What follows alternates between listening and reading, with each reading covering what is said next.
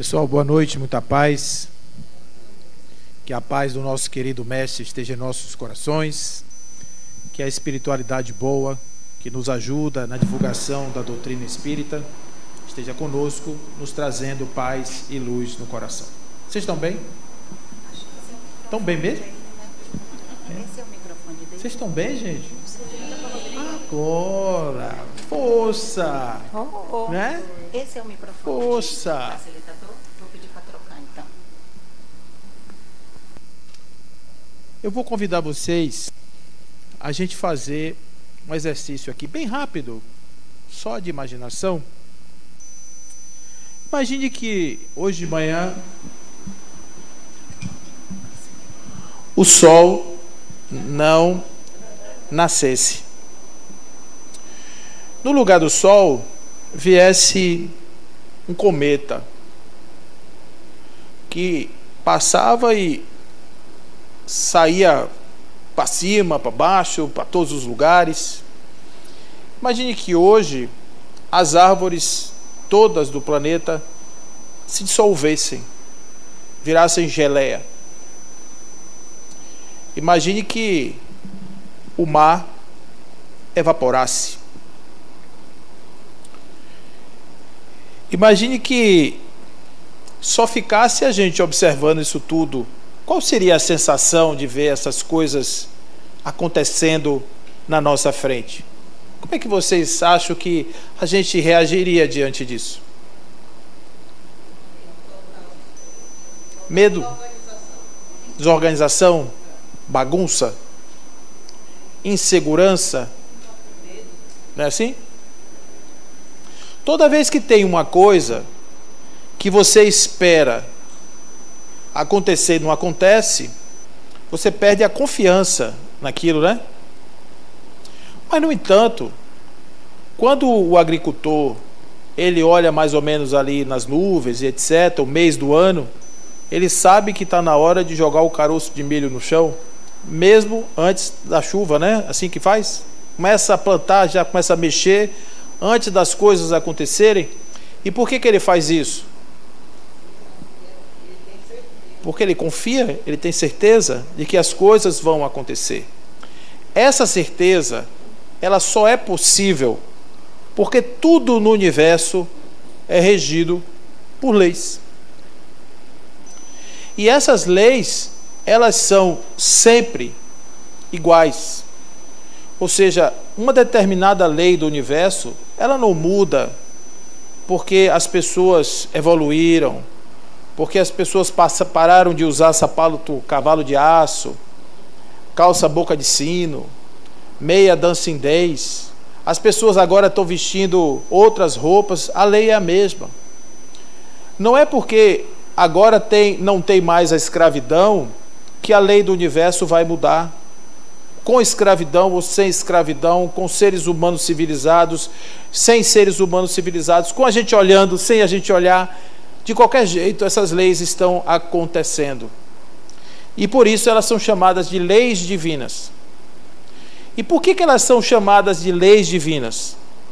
Parte-se do pressuposto de que algo existiu antes que a primeira coisa existisse. E esse algo que existia antes da primeira coisa existente existir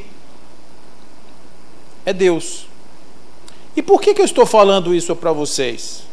Porque o nada não cria coisa alguma. Não existe nenhuma possibilidade do nada ter iniciado alguma coisa. E o que estou falando, não estou falando de Paulo, eu estou repetindo para vocês um raciocínio que tem milhares de anos. Porque o homem que interrogava a natureza a respeito do seu funcionamento, ele perguntava isso: como é que as coisas são? A pergunta é: por que existe alguma coisa ao invés do nada? Porque se não existisse nenhuma força, nenhum princípio, nada, absolutamente nada, nada continuaria existindo nada. Então, para que haja alguma coisa, é preciso que, de maneira precedente, algo tenha lhe dado causa, tenha sido a causa dessa coisa. Todo efeito tem uma causa. Então, você pode até dizer que aquela causa inicial desapareceu. Ela aconteceu e sumiu. Você pode até dizer isso. Mas que ela existiu? Ela existiu. Agora tem uma outra coisa também, que são chamados argumentos. Argumentos da existência de Deus. Argumentos como, por exemplo, dizer: se você vier andando no pântano, esse é de um filósofo, que ele é bastante condenado por causa desse pensamento. Mas se você vier andando num pântano e achar um relógio daquele bem sofisticado, que tem o calendário lunar, que marca a hora, o minuto, o segundo, o décimo de segundo, tudo nos ponteirinhos lá, qual é a conclusão que você chega? Alguém perdeu esse relógio. Alguém fabricou esse relógio. E esse alguém que fabricou esse relógio era um ser inteligente. Então, por que eu não vou dizer que quando a planta faz a fotossíntese, a criação da planta também não foi por algo inteligente? Por que eu digo, quando eu vejo a natureza, eu vejo o sol seguindo o seu ciclo, eu vejo tudo acontecendo no universo de maneira perfeita, por que eu não digo que existe também algo inteligente, um princípio inteligente guiando todas as coisas? Então Deus, ele não é só criador, mas ele é mantenedor. Então o que nós estamos falando não é de um ser, um ente criador, é um ente que criou e de forma inteligente mantém tudo funcionando de maneira absolutamente perfeita. E aí, claro, nesse raciocínio simples que eu estou trazendo aqui para vocês, muitas pessoas começam a fazer indagações, como por exemplo: se é perfeito, por que existe o mal? Por que o mal existe? Então a gente tem que fazer uma discussão em relação a isso, se o mal ao qual nós estamos nos referindo é um mal real ou se é um mal somente na perspectiva nossa, como seres humanos. Porque um tsunami, por exemplo. O tsunami é o quê?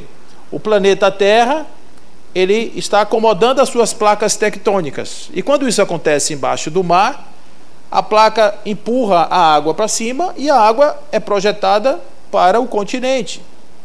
Quando a água entra no continente, ele pega aquelas casinhas e destrói. E mata 200 mil pessoas. Aí a gente diz: poxa, a natureza cometeu o mal. Mas foi a natureza que cometeu o mal ou a pessoa construiu a casa no lugar errado? Aí a gente começa a ver realmente que a natureza segue o seu curso. Se você estiver no meio do curso da natureza, é claro que ela vai continuar seguindo. E isso Allan Kardec vai dizer na contracapa da Gênese, o livro A Gênese, Milagres e Predições do Evangelho. Allan Kardec diz assim: a grandeza de Deus não se mostra pela derrogação das suas leis, mas sim pela sua imutabilidade. As leis são as leis, mesmo que eu não goste delas, mesmo que eu acho que eu poderia mudar. Então, por exemplo, tem gente que diz assim: a gente já devia nascer sabendo. Por que esse negócio de nascer ignorante, sofrer, né, essa coisa toda? Não devia já nascer perfeito? Aí, os espíritos disseram isso para Kardec, quando ele faz uma pergunta dessa, ele insiste numa pergunta, ele faz isso: quem é você para tomar conta das coisas de Deus? Aí eu respondo hoje diferente: olha, quando você tiver espírito de luz, perfeito, puro, coração puro, porque Jesus dizia que quem tem um coração puro pode ver a Deus. Então, quando você tiver um coração puro, você encontra Deus e você pergunta assim: ô God, por que não é daquele jeito, é de outro jeito? Posso lhe dar uma sugestão? Né? Posso fazer uma consultoria divina? Bota aí os espíritos para nascerem perfeitos, como perfeito é você. Né? Então, na verdade, a coisa da natureza, ela segue seu rumo e a gente, então, tem que entender que essas coisas e essa ordem da natureza se dá justamente por conta das leis. Agora, quando a gente fala de leis, a gente tem que entender que lei é uma norma normalmente escrita, emanada de um poder competente, é o pronunciamento solene do direito. Isso é o que a gente entende por lei, porque da mesma forma que existe uma lei que rege a natureza, por exemplo, se eu largar isso aqui no chão, o que vai acontecer? Vai cair e vai quebrar. Porque existe a lei da gravidade, eu posso revogar essa lei? Chegar lá, fazer um decreto, revogue-se a lei da gravidade, e a partir daí eu solto e o negócio não desce mais? Não acontece isso, né?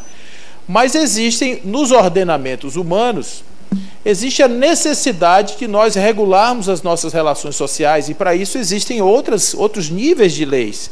Essas leis são leis humanas, elas são leis de regulação de comportamento. Então, nós temos aí essa lei que vem lá de trás, e nosso direito, por exemplo, é herdado do direito romano, estabelece noção de propriedade, aquela coisa toda das relações sociais, estão ali os contratos trazidos aí lá de trás. Então, basicamente, a lei ela serve para regular o direito, e o direito é um fundamento da liberdade do ser em sociedade. Uma sociedade sem direito é uma sociedade sem liberdade. É uma sociedade mal feita, uma sociedade, a gente pode dizer assim, uma sociedade que ela não é funcional, ela é disfuncional.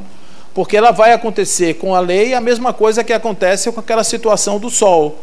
Um dia vai funcionar de um jeito, na outra hora vai funcionar do outro, vai depender do dia, vai depender da pessoa, e isso não é direito, não é? Em nenhum aspecto. Isso não é direito. Então, a gente precisa disso.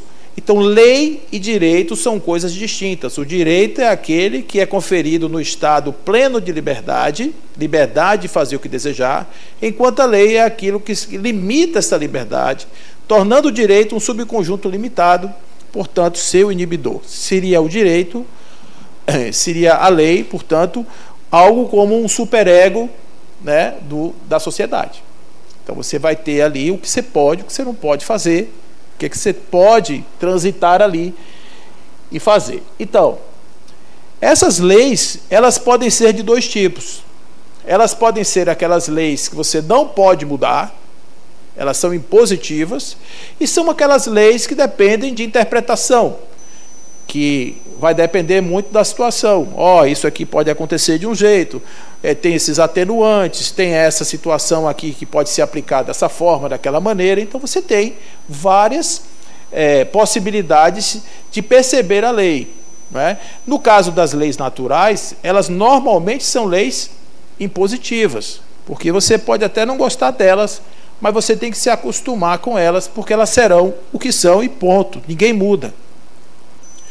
Então, a partir daí, a gente começa a perceber que nós temos a necessidade social de termos, funcionalmente falando, nós temos que ter leis. Se não houvesse lei, o que ia acontecer na sociedade? Se as pessoas não tivessem lei, seria como? Cada um fazia o que queria, né? Fazia aquilo que quisesse, que desse na telha. Seria bom isso? Não, não é? Não. Então a gente tem leis para isso, para regular essas condições. Então a gente precisa da lei para que nós possamos cultivar e manter, na medida do possível, a sociabilidade, a eficiência social, portanto, dada pelo seu ordenamento legal. Existem ordenamentos que são eficientes, outros não, mas é melhor um ordenamento mal feito do que nenhum, não é? Do que nenhum. No nosso nível evolutivo, a gente precisa disso. Vai chegar um dia que a gente não precisa mais. Jesus propôs uma sociedade baseada em duas leis. Quais são? Quem lembra? Só tem 2 artigos da Constituição de Jesus. Amar a Deus e o próximo com a si mesmo. Ainda tem um artigozinho lá, um parágrafo dessa lei, que é não fazer ao outro o que você não gostaria que ele fizesse. Se a gente seguisse isso, não precisava de lei. Porque, conforme questão 621 do Livro dos Espíritos, esta lei divina de ordenamento cósmico está gravada na consciência do Espírito. De alguma maneira, o Espírito tem esse ordenamento na sua consciência, tá certo? Então, isso faz com que a gente compreenda essa lei. E a natureza também, para que ela possa funcionar de maneira organizada, ela tem a sua lei, e os homens não é? Como diria Thomas Hobbes, os homens são livres apenas em seu estado da natureza. Por que Thomas Hobbes diz isso? Porque da mesma forma que a flor tem sua dinâmica natural, que os animais têm sua dinâmica natural, os homens também têm. Então, para ele, o homem seria livre na medida em que ele pudesse exercer todo o seu grau de possibilidade de fazer, de agir. Então, em sociedade, em vivendo de uma forma mais restrita, nenhum homem é livre. Rousseau, ele vai trazer uma ideia um pouco diferente. Olha que ideia legal. Eles chegam à conclusão de que é preciso fazer um contrato social. O contrato social, nós sentamos numa mesa e vamos combinar como é a nossa sociedade. Como é que nós vamos fazer a sociedade? Então, vai ser assim, vai poder fazer isso, não vai poder fazer aquilo, você vai poder ter cachorro grande, você não pode ter cachorro... Tipo o condomínio. Quando a gente combina no condomínio, vai fazer a convenção do condomínio, é assim, tem aquela reunião pacífica entre os moradores do condomínio, não tem discussão, não tem melindre, não é assim? E a gente faz e no final todo mundo feliz, celebrando, entrega ali a ata constituinte, né, daquela convenção do condomínio, o estatuto também é bem legal de fazer. Então, quando você termina, você teve, diz Rousseau, a liberdade de proibir, mas você não tem a liberdade de transgredir. Então, onde é que está? Embora você seja livre para definir o que você não pode fazer, você não é livre para fazer o que você quer. Porque uma vez que você definiu o que não pode, ponto, acabou. Mas essas leis todas, que eu estou falando aqui, que são leis humanas, elas têm características, elas são temporais, porque elas vigem durante um determinado período, depois elas desaparecem. Elas são...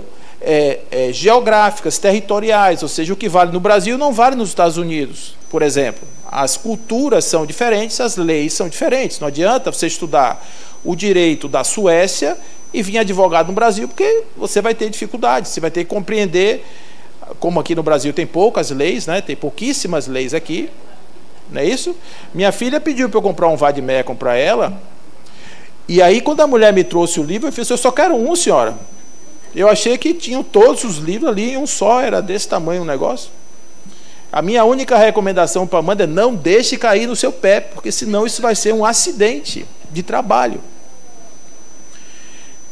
Então, já pensou a pessoa ter que estudar aquilo tudo? Terrível, né? Uma coisa terrível. Então, a gente precisa agora buscar os nossos impositivos legais. Eu estou aqui aproximando essa lei humana, porque existe um desejo de que, de alguma forma, o homem se enquadre no processo da lei divina.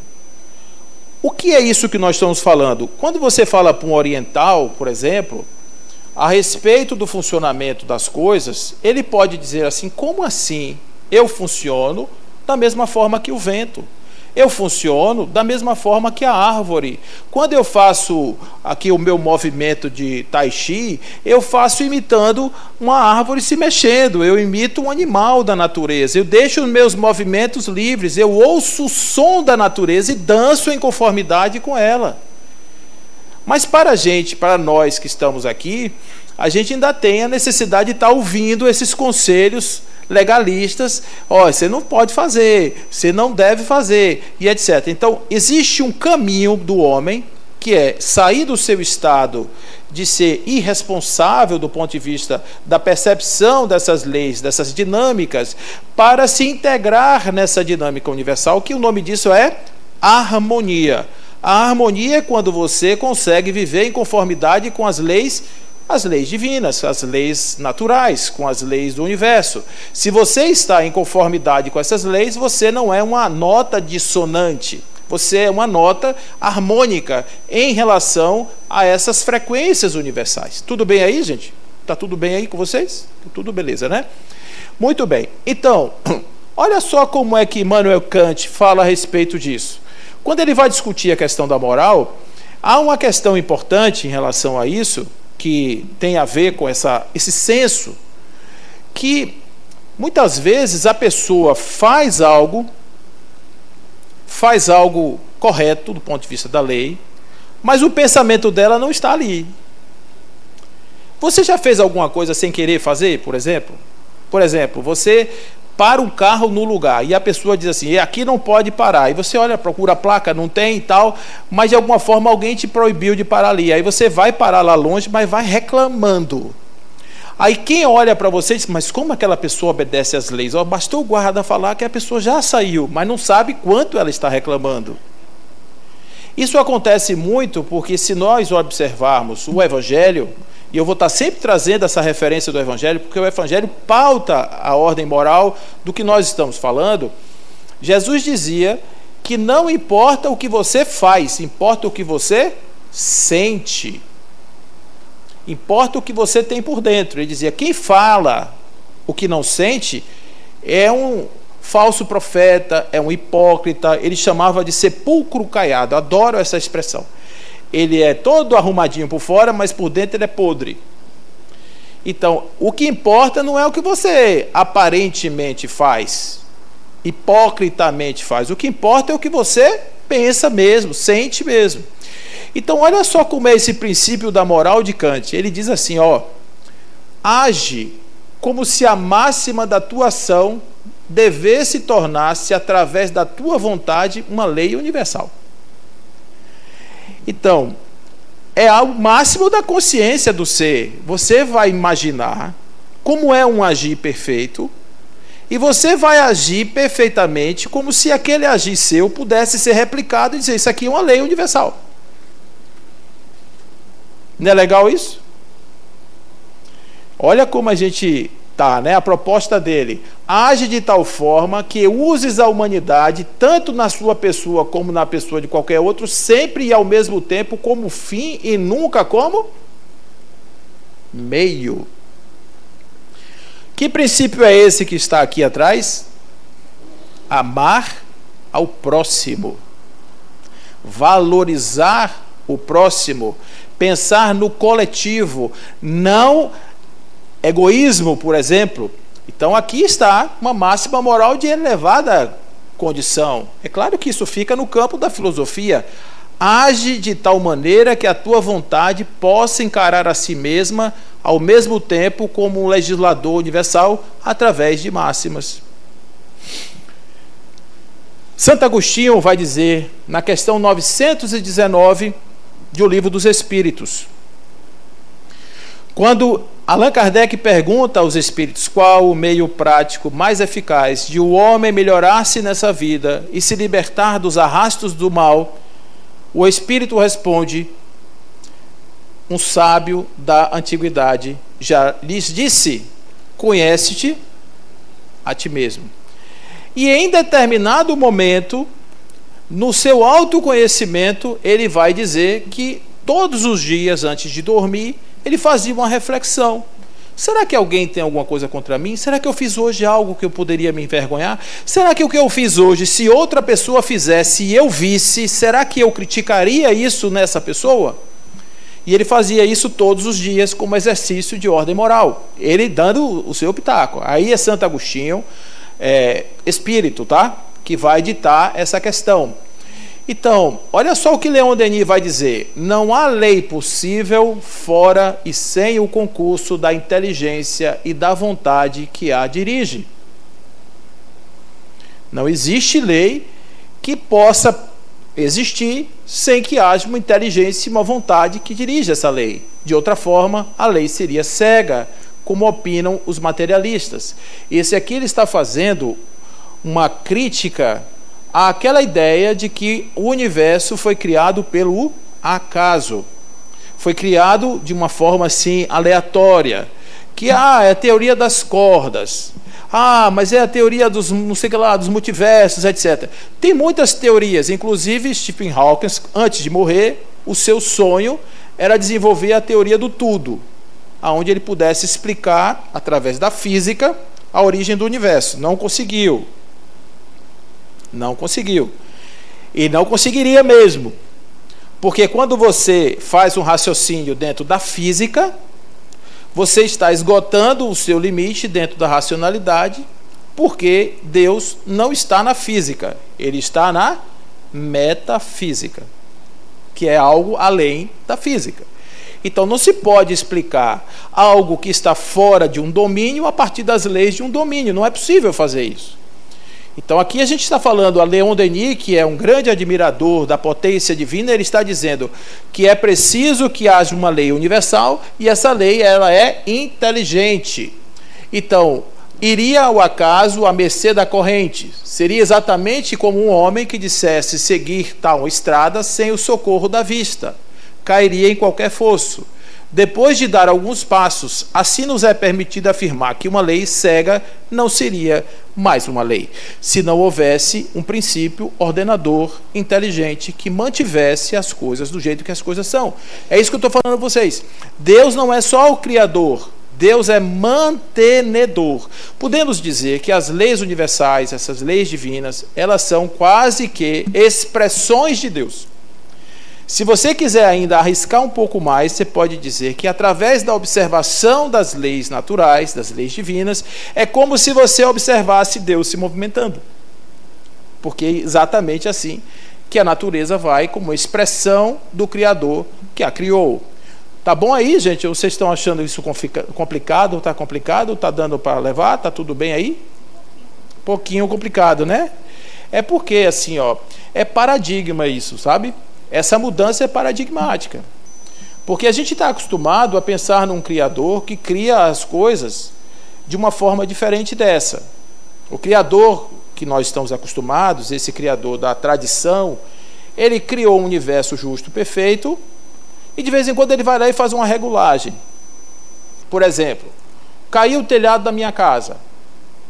Aí eu faço uma oração e digo, Senhor, me ajude. Conserta o telhado da minha casa. Então, você não vai ver Deus descendo e consertando um telhado. Você pode ver até um vizinho bater na porta. Você está precisando de ajuda? Isso pode acontecer. Mas ele, em entidade, ele não vai chegar aqui e fazer isso. Mas a gente pensa que pode, porque a gente leva tudo para lá. A gente deposita nele. Isso aí é da nossa formação religiosa. A gente aprendeu assim. Esse caso aqui é diferente. É uma discussão também milenar. Nesse caso, nós temos um universo perfeito que é regido por leis perfeitas, sem necessariamente Deus ficar se intrometendo nessas coisas. Então é por isso que tem uma mudançazinha de visão, e a gente estranha um pouco isso. Dizer, como não tem a interferência direta de Deus? Né? A criança nasceu com a doença. Aí, de repente, a pessoa fez uma oração, aí a criança nasceu curada. Aí foi Deus quem curou a criança. O que nós estamos dizendo é isso sim, porque não existe nada que exista na natureza que não venha de Deus, que não seja divino, mas não quer dizer que naquele caso especificamente ele, entidade, tenha vindo e feito um reparo na sua criação. Vocês estão entendendo o que eu estou falando? Então, ali a natureza está agindo. É aquela história que eu falei para vocês. A natureza não nega as suas leis. A grandeza está, na perfeição está, na imutabilidade dessas leis. Porque senão seria injusto. Ele vai fazer comigo, não vai fazer com o vizinho, não vai fazer com o outro. Enquanto uma mãe está salvando o filho no ventre e o outro está perdendo, qual seria a justiça que está nisso aí? Né? Que grau de merecimento é essa? Chega ao ponto de alguém dizer, não, se eu frequentar a igreja X, quando vier o final dos tempos, quem estiver dentro dessa igreja vai ser salvo, quem estiver fora. Aí você diz assim, nossa, que história é essa estranha, né? Não combina isso com a grandeza, com a beleza, com o amor de Deus, não combina. Então a gente precisa realmente passar isso no tempo para a gente poder pensar como é que isso acontece. Então, se você imaginar, né, a embriogênese, por exemplo, você imaginar a formação de um corpo humano, como é que se dá? Você tem duas células, um gameta masculino e um gameta feminino que se juntam. Olha só, Einstein, ele dizia que a natureza explicava a si mesma. Porque ele tinha convicção de que a natureza tinha explicação para ela mesma. Mas quando ele viu o fenômeno da embriogênese, do ponto de vista da negentropia, que é uma ordem absoluta, ele vai simplesmente dizer assim, olha, a natureza não explica a si mesma. Sabe por quê? Vamos supor, eu tenho duas células. Eu vou usar como se fosse duas pilhas AAA. Tá certo? Se eu juntar uma pilha AAA com outra pilha AAA, vamos supor que uma tem uma carga de 2 volts e a outra de 2 volts, eu tenho aqui juntos uma carga de 4 volts. Vamos fazer assim, é uma conta simples. Tá bom, mas só que lá na natureza, essas pilhas começam a se dividir. E essas duas viram 4. Todas 4 com 2 volts. E eu pergunto a vocês, esses volts adicionais vieram de onde? Hã? Então, essa pilha tem uma energia X, que ele chama de quanto de energia. Espera aí que está chegando aqui o microfone. Por causa dos nossos amigos aqui da internet. Ele seria dessa pilha inicial. Pois é, mas a pilha tem uma carga limitada. Quando você divide, o certo seria, se eu divido em 2, eu tenho 2. Se eu divido por 2, é um para um, outro para outro. Mas aí seria uma progressão geométrica. Mas é assim que acontece. E por isso ele disse, eu não entendo isso. De onde vem essa energia? Outra coisa, pega a célula-tronco. A célula-tronco é uma célula indistinta. Você não tem a célula-tronco do fígado, a célula-tronco do coração, da unha, do neurônio. É uma célula só que faz tudo isso. A pergunta é, quem é que diz para a célula, ó, agora você faz uma unha, agora você faz um neurônio, agora você faz o fígado, agora vamos trabalhar o coração? Quem faz isso? Né? Aí você diz, quem faz isso é o DNA. Aí Francis Collins, que foi o pai do projeto Genoma, foi atrás dessa resposta, não encontrou, e hoje ele é religioso, porque ao não encontrar no DNA as respostas que ele achava que a matéria podia dar, ele só teve uma escapatória. Como foi? Ele vinha com o carro dele com a esposa, ele conta isso no livro chamado A Linguagem de Deus, ele vem com a esposa e diz, cheguei no lugar, vi um gramado lindo, e uma geleira que descia assim por cima do gramado, uma paisagem que devia ser deslumbrante, e ele parou o carro, foi ao meio desse gramado, ajoelhou-se e disse, aqui eu me rendi a Jesus. Então, observe que na natureza você tem coisas desse tipo, que não se explicam simplesmente. Então, aqui nós estamos falando de um processo ordenado por campos, por distribuições de energia, por outras camadas não físicas, não perceptíveis. Aí está o espírito, está o perispírito. Porque se você perguntar assim, Paulo, qual é a explicação então para a unha, para o neurônio, etc. Você tem lá, conforme diz Dr. Hernani Guimarães Andrade, o perispírito, que é um campo modelador do corpo físico. Então, o nosso perispírito, ele tem a forma do corpo que nós temos. E o perispírito, ele é controlado do ponto de vista da forma pela mente do espírito. Certo? Pela mente do espírito. A mente do espírito plasma a forma do perispírito que ajuda na formação do corpo físico. Isso tem rica documentação espiritual explicando esse processo, inclusive do Livro dos Espíritos, quando Allan Kardec explica como é que nós escolhemos os nossos corpos. Está lá uma área específica falando disso. Então a gente tem que entender que o primeiro momento, eu estou chamando aqui de infracosmos. O que é o infracosmos? O infracosmos é a parte mais mínima dessa realidade objetiva que a gente entende. Então, pode mergulhar lá no fundo de tudo, você vai achar alguma coisa lá que vou chamar assim de camada ou substrato inicial. Então, só para vocês ficarem bem, hoje é terça-feira de noite, vocês aquecerem os neurônios, vai ficar com o juízo fervendo, né, Denise? Olha só, se eu pegasse uma cadeira dessa que vocês estão sentados e botasse no microscópio, eu ia achar o quê? Átomos, muito bem. E se eu apertasse mais um pouquinho o microscópio, eu ia achar o quê? Energia. E se eu apertasse mais ainda, eu ia achar o quê? Fluido cósmico. É, boa. Me pegou.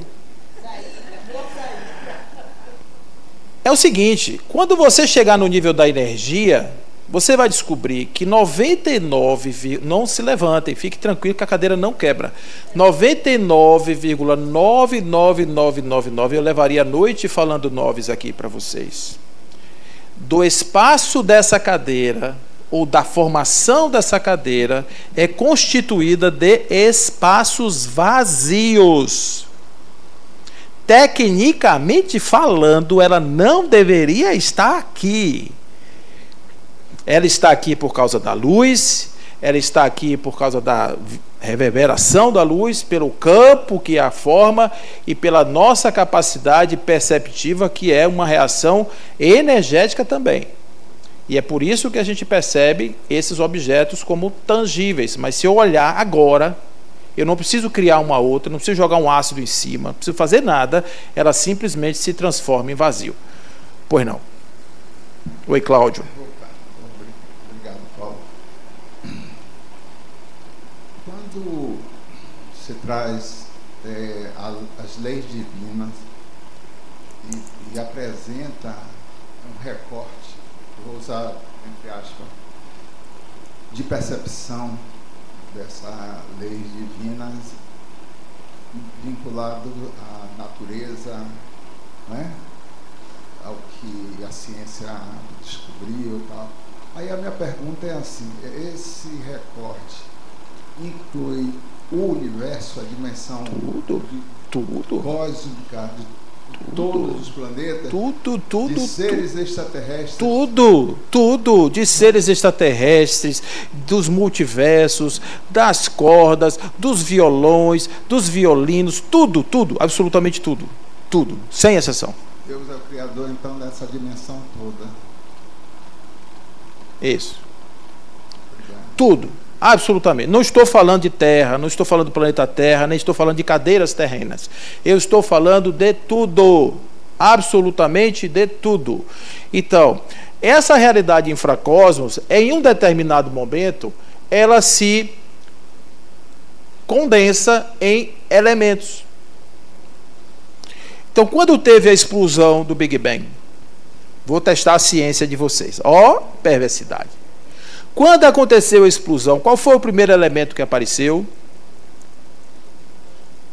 Isso mesmo, exatamente, o hidrogênio. Sabia que vocês sabiam?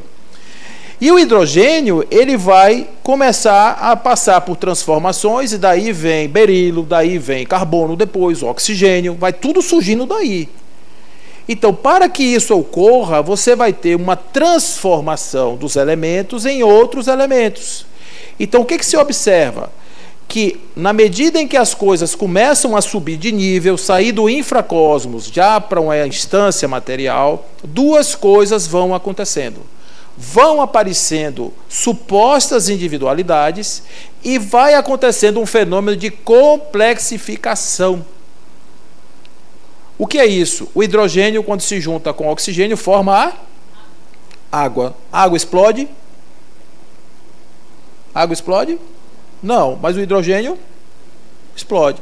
Então, observe que a água é um composto que tem propriedades agregadas do oxigênio e do hidrogênio, não necessariamente as que você encontra em um e outro. Você tem propriedades derivadas dessa combinação. Então, isso é complexidade. Quando chega nessa forma de um corpo humano, você já imaginou a complexidade? Gente, Aristóteles ficava impressionado com o olho de um porco. Você imagina só um cérebro.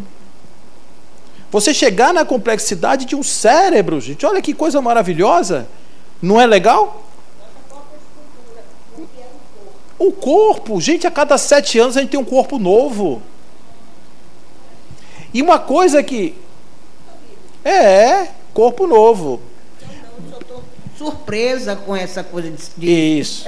Só que não é um corpo novo. É um corpo novo velho. Ou seja, ele reproduz o corpo velho. Que é uma coisa ruim. Também é outra reclamação que eu vou fazer.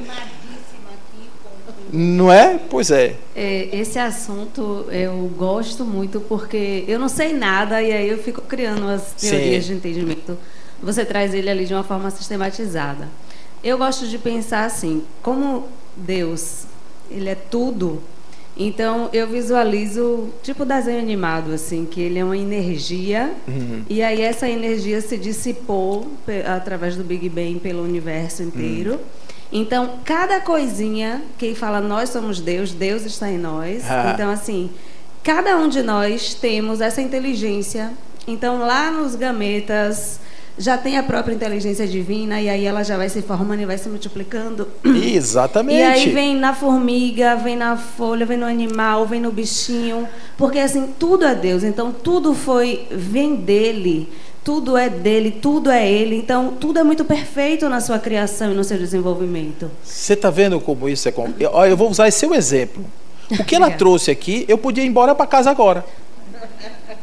Porque ela, tipo assim, sabe aquele filme que você está contando devagarzinho e a pessoa diz, olha, a pessoa morre no fim? Fica dando spoiler. É isso mesmo. A única correção que eu faria, não é correção, ajuste, é que ele não se espalha. Porque senão eu teria que imaginar coisas que aonde ele não estivesse. Ele já estava. Ele é. Não existe nada onde ele não esteja. Não existe espalha Deus. Se você fosse lá, antes de Sócrates, os eleatas, eles diziam que tudo era imóvel. A totalidade é tal que não há como se mexer. Aí a gente dá um nó na cabeça da gente mesmo. Por isso que eu não falo isso. Mas é exatamente. Mas olha o que aconteceu aqui. Os elementos viraram formas. As formas, elas são essas individualidades estruturadas que vão se constituir em sistemas. Quer ver? A célula.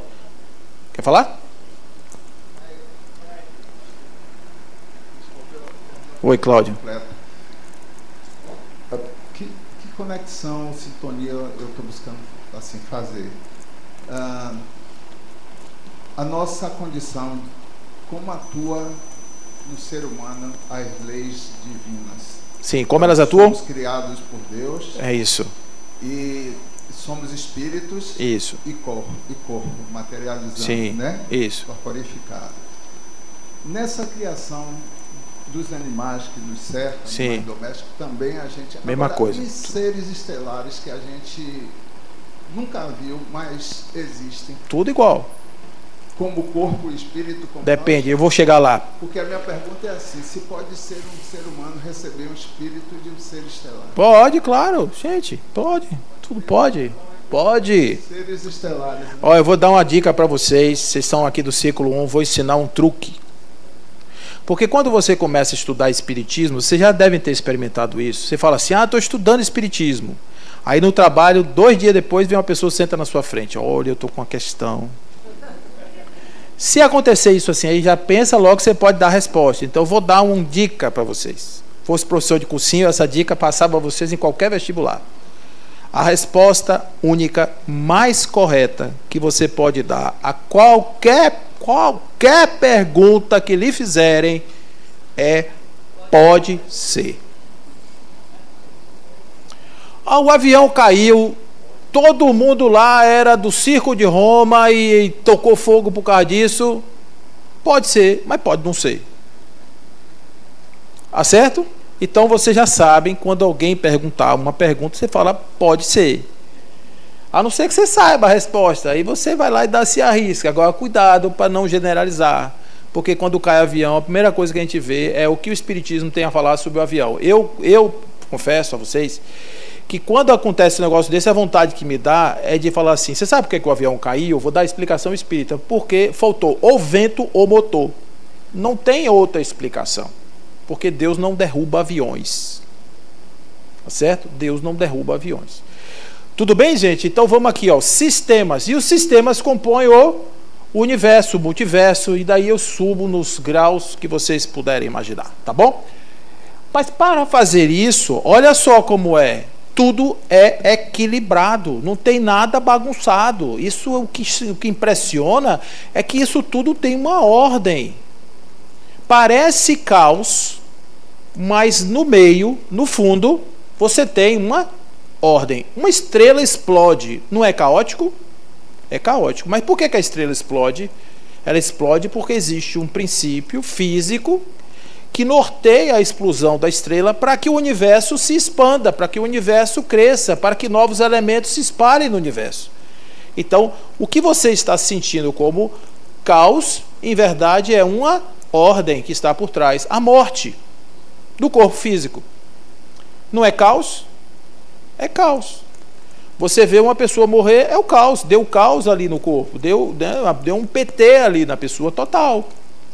Mas o que acontece? Aquela ordem que está ali está presidindo, porque ali você vai ter a decomposição do corpo físico, os elementos, os micro-organismos vão continuar existindo ali, se alimentando daquele corpo, aquele corpo vai para a natureza, vai virar outra coisa, e o elemento constituinte do esqueleto vai virar um outro elemento depois, vai se transformar, conforme dizia o nosso querido Lavoisier, na natureza, nada se perde, nada se cria, tudo se transforma.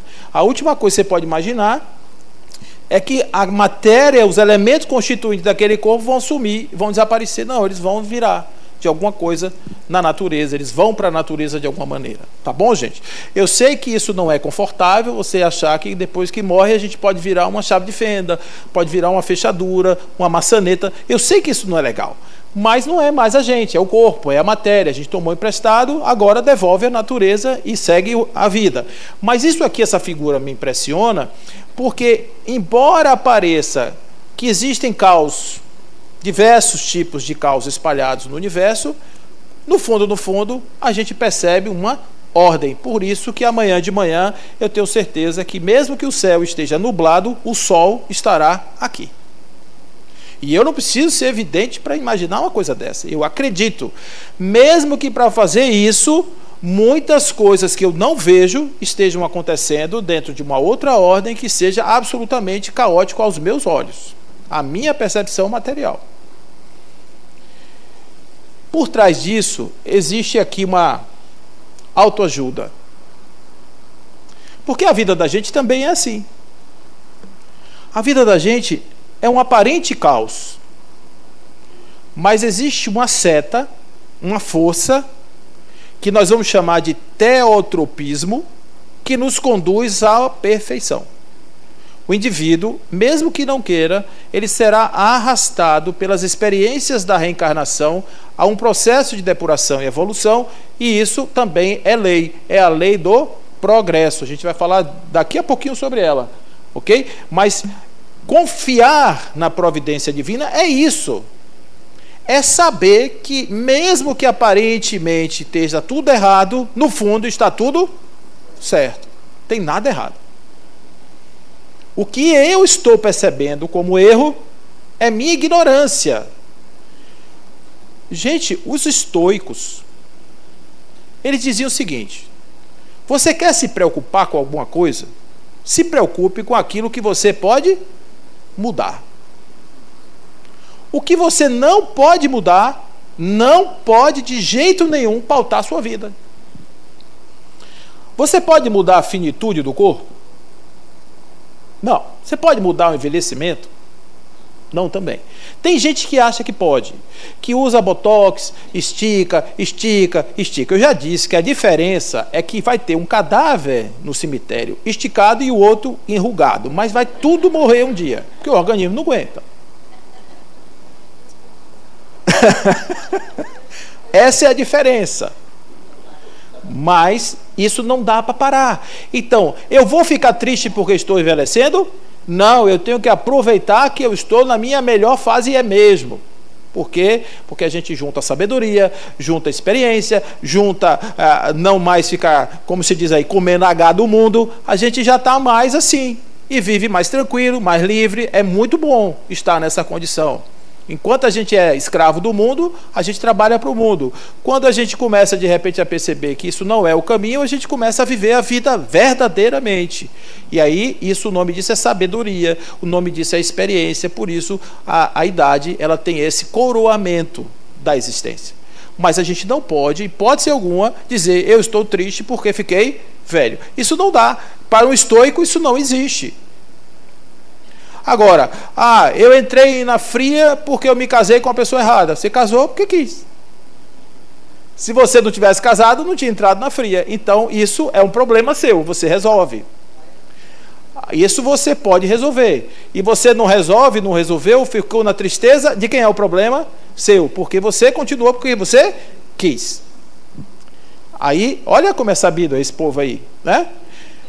Então, vamos lá.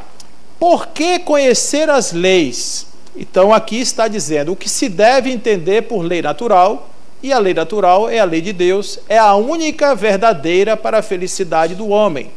Indica o que deve fazer ou deixar de fazer, e ele só é feliz quando dela, só é infeliz quando dela se afasta. Está na questão 614. Olha só como Deus é bom. Vamos supor que esse aqui é o sentido da vida. E o certo, quando eu digo certo, é o esperado, o lógico, o teotrópico, é esse aqui. Mas eu sou uma pessoa esperta. E eu não quero isso aqui, não. Isso aqui é chato, enfadonho. Esse aqui não tem as alegrias do mundo. Eu vou dar uma experimentada ali. Posso? Ó, Deus sempre vai dizer sim pra gente. Pode perguntar o que você quiser, ele vai dizer sempre sim. Aí você chega e fala assim, posso? Aí você vem para cá. Bom, a harmonia dependia do meu caminhar para cá. Quando eu faço esse movimento, eu estou indo no lugar da desarmonia. Eu estou fora do ciclo harmônico. Eu estou dançando com a natureza? Não, eu estou fora dela. O que a natureza bondosa faz comigo? Me empurra de volta para onde? Para cá. Como é o nome disso aqui? Dor. A dor é a correção do rumo do espírito. Por isso é professora. Você tem a obrigação de sentir dor? Você precisa sentir dor? Não. A gente só sente dor quando a gente faz esse movimento, porque a gente é ignorante. Nós não sabemos o que somos. A gente não tem esse domínio. E por isso a gente vive fazendo esses passeios para lá e para cá. Então o Espírito de verdade diz assim: espíritas, amai-vos, eis o primeiro ensino. Instruí-vos, eis o segundo ensino. O mais importante, inclusive. Por que isso é importante? Porque eu passo a me conhecer. O instruí-vos não é só pegar livro e estudar. É você se conhecer, você conhecer a natureza das pessoas, a natureza a sua questão de sentido de vida. A ignorância não te dá isso, mas a instrução dá. E aí você começa então a dizer, então por aqui é melhor. Você começa a andar e ver que aqui sofre menos. Aqui é mais tranquilo. E por isso vai. Por isso vai. Às vezes esse caminho de retorno aqui tem bem complicado. Mas quanto tempo levo para sair de lá para cá? Leva o tempo da distância que eu me afastei, mais o tempo que eu levo para tomar a decisão de voltar. Depende de quem? Da gente. Não existe nada que não dependa, no que tange ao fazer ou deixar de fazer, nada que não dependa da gente, da vontade ativa do sujeito de fazer ou deixar de fazer. Tá bom? E é aí que essas coisas se encontram com a moral. Porque qual que é a moral? A moral é a ideia de que eu tenho uma regra do bem proceder. Proceder em conformidade com as leis divinas. E não são aquelas leis do decálogo. Não matar, não cobiçar o animal do outro. Porque são leis humanas. Pensa só. Para quem foi que Moisés trouxe aquelas leis? Quem eram os hebreus? Naquele momento, eles eram quem? Eles eram escravos. Eles eram rebeldes, eles eram rudes, eles eram toscos. Você vai ensinar metafísica para esse povo? Então ele tinha que dizer, não mate, não roube, não faça isso. Menino, não faça isso, não faça isso. Isso aí é a lei. Se você pegar os 10 mandamentos, tem nada de sagrado ali. Quem é que tem sagrado ali? Não mate, não roube, não furte, não cobice. Agora, quando você sai daí e você vem para Jesus, olha, sai desse lugar, que vai dar mais ou menos aí 1400 anos depois, que chega o tempo de Jesus, é diferente. Aqui aparece um João com seu evangelho metafísico, aqui aparece um Paulo com suas conjecturas a respeito dos sentimentos, do amor, da entrega. Aparece Jesus, o espírito mais puro que já pisou na face da terra. Personagens riquíssimos da nossa história aparecem aqui nesse cenário do século I. 1857 anos depois aparece a doutrina espírita. Aqui agora tem uma outra mudança. Qual é? Aqui interessa o que você sente. E aqui é quem você se transforma a partir do que você sente. Aqui importa quem você é. Aqui importa o que você sente. Aqui importa o que você faz. Primeira revelação, segunda revelação, terceira revelação. Então nós estamos hoje numa sociedade que importa o que a gente se transforma e não o que a gente faz para aparecer na rede social. Não adianta isso, esquece. Não adianta aparecer. Aqui agora é fazer, agir para se transformar e entrar em consonância com as leis. Então, amarás o Senhor teu Deus de todo o teu coração, de toda a tua alma, de toda a tua inteligência. Esse é o primeiro e maior dos mandamentos. E o segundo, semelhante a esse, amará teu próximo como a ti mesmo. A esses dois mandamentos estão sujeitos toda a lei e os profetas. Olha, gente, isso é de uma grandeza absoluta. O que é amar a Deus? O que é amar a Deus?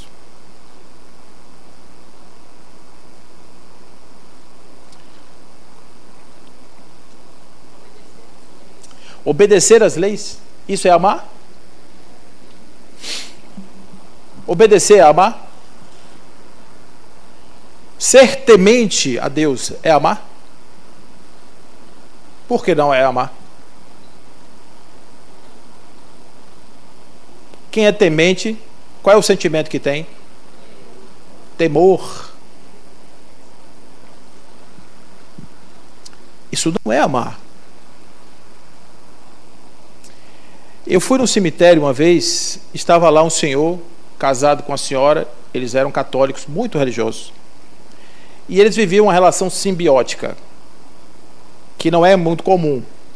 A relação é o seguinte: tudo da vida dele, que se tratava do seu assunto da casa, o café, o almoço, a janta, a cama, a toalha lavada, o lugar limpo, tudo quem provia?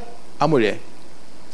E ele fazia uma parte desse trabalho, mas existia uma parte grande da vida dele que era provida por um terceiro. O nome disso é simbiose. É quando uma parte do que você vive, vive em outra pessoa. Isso é uma relação patológica, porque as pessoas têm que ter a sua autonomia. Então, não tem nada demais em alguém fazer algo por outro. Não tem nada demais, mas isso não aleja a pessoa. É bom deixar isso claro. Mas às vezes a pessoa se acostuma tanto com isso que ela não faz. Por quê? Porque o outro não fez. Então, eles tinham uma relação dessa e ele estava arrasado quando ela morreu. E eu cheguei assim no ombro dele, ele com os olhos assim injetados, bem vermelhos. Eu bati no ombro dele e fiz assim: ô irmão, crente rento sucesso, ele é um homem religioso, é católico, frequentador de igreja. Eu bati no ombro dele e fiz assim: ô irmão, nosso Deus sabe o que faz. Aí ele olhou para mim e falou: às vezes não. Por que não? Porque agora ele levou a minha esposa. Tá certo? Então, o que é amar a Deus? Jesus ensina no seu evangelho que amar é confiança.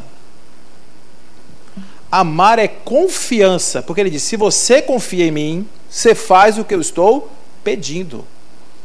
Se você me ama, você faz o que eu te peço. Porque quem confia, confia sabendo que aquela pessoa é o que diz ser.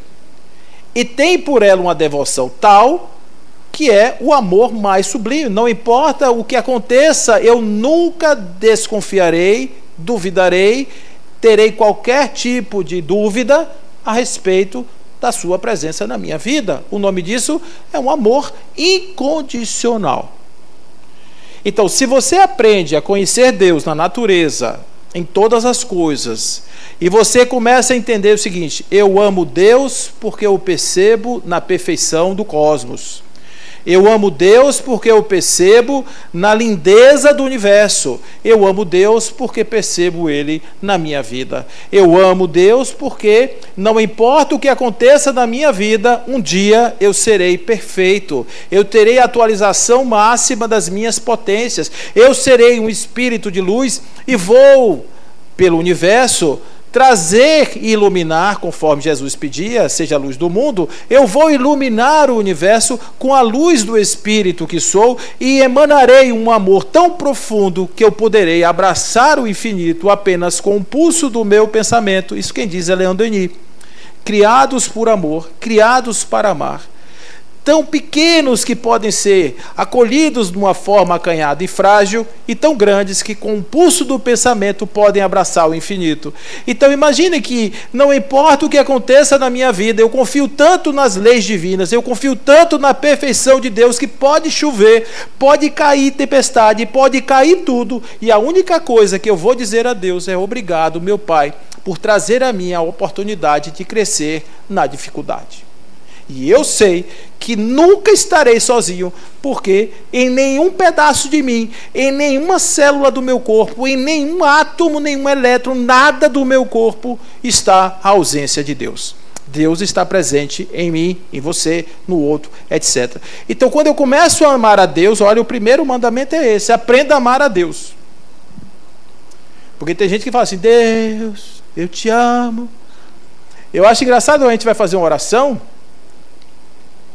Senhor, Deus das alturas, magnânimo ser do espaço celestial. E eu fico imaginando ele dizendo: bora menina, abrir esse petitório aí que eu sei onde é que você quer chegar.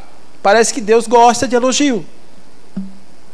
A conexão com Deus não é por elogios, porque Ele não está ouvindo os nossos elogios. A conexão é por sintonia emocional. Você pode ficar em silêncio, fazer uma oração em silêncio, entregar-se a Deus em silêncio, que em silêncio Ele sabe exatamente o que acontece na sua alma. Quando for orar, não faça como os hipócritas das ruas largas, que ficam pelas esquinas, falando, etc., que a despeito de longas orações, devoram as casas das viúvas. Olha que expressão atual, né? Devorar a casa de viúva, devora as casas das viúvas. Quando quiser orar, se tranque no seu quarto, seu aposento íntimo, e em segredo converse com Deus, que em segredo Ele te escutará. Isso é amar a Deus, gente. É não duvidar, é confiar, acreditar. Eu só vou seguir nessa reta aqui porque eu sei que ela é a perfeição do cosmos. Eu sei que ela é a reta que me conduz a Deus. E o outro, onde é que entra nessa história? No mesmo lugar, porque se Deus está na natureza, na árvore, na chuva, em todo lugar, Ele está também no outro. E se eu sei amar a Deus, mesmo e apesar de todas as coisas, quando eu vejo o outro todo atrapalhado, quem é esse outro? É uma emanação de Deus. É como o problema que chega para mim. Não importa como o outro esteja, eu confio que esse espírito que está aqui um dia será perfeito.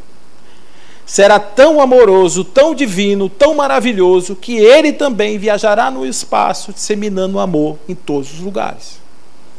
Então, esse amor você não faz pelo personagem, que o personagem, coitado, está todo atrapalhado da vida. Você faz pelo Espírito e pelo futuro do Espírito, pela essência do Espírito. Isso é amar ao próximo como a si mesmo, porque eu também sou esse filho de Deus aí. Eu também estou nessa mesma situação. Então, ao olhar para o espelho e não gostar de si mesmo, é porque você não está se enxergando. Você está enxergando um corpo, está enxergando um personagem.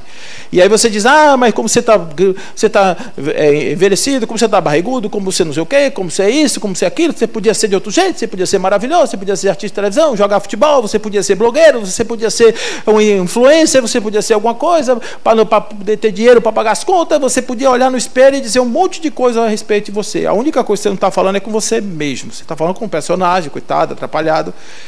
Mas você pode chegar lá, olhar nos seus olhos e dizer: Deus, onde você está dentro de mim? Eu preciso sentir a sua presença. E em sentindo a sua presença, eu me fortaleço em sabendo que você está aqui, porque do mesmo jeito que o sol se move, do mesmo jeito que o universo se move, do mesmo jeito que tudo é perfeito, eu também sinto essa força dentro de mim. E ao invés de eu ficar levando os meus problemas para Deus, eu passo a levar o meu Deus para os meus problemas. Olha como muda. Certo? Então, essa é a compreensão que faz com que a gente saia desse lugar, desse imobilismo. Eu quero saber, então, como é que a gente procede? Porque nada está me parecendo possível ter uma vida assim. Porque, por exemplo, a gente vive... Eu tenho medo da morte. Isso. Tem dia que estou super alimentada, achando que saindo daqui vou levitar na maior tranquilidade. Tem dia, essa madrugada mesmo, acordei, meu Pai do céu, tomara que ela nunca chegue. Meu Deus, como será essa passagem? Então, é um negócio que mete medo, morrer. Isso. Eu não acredito nesse espírito. E agora você reforçou uma coisa, porque uma coisa que eu tinha medo, eu sei que eu ia virar... Os micróbios iam me alimentar, os bichos. E agora você reforçou. Então, complexa, entendeu? Olha, aí, Denise, ela está falando sei. uma coisa aqui absolutamente correta, gente. Sabe por quê? Porque nós somos seres humanos. E outra coisa, a gente não chegou nesse lugar ainda. Eu fui convidado para apresentar para vocês as leis divinas e não as leis divinas conforme homens. Nós somos homens. E olha, a sua inquietação é a minha também. Porque o que eu gostaria? De não estar no lugar que eu estou, de não fazer mais as coisas que eu faço, não pensar as coisas que eu penso, não desejar as coisas que eu desejo. Mas eu desejo, eu vou fazer o quê? Então, calma, Denise. Calma. Você é uma viajora do tempo.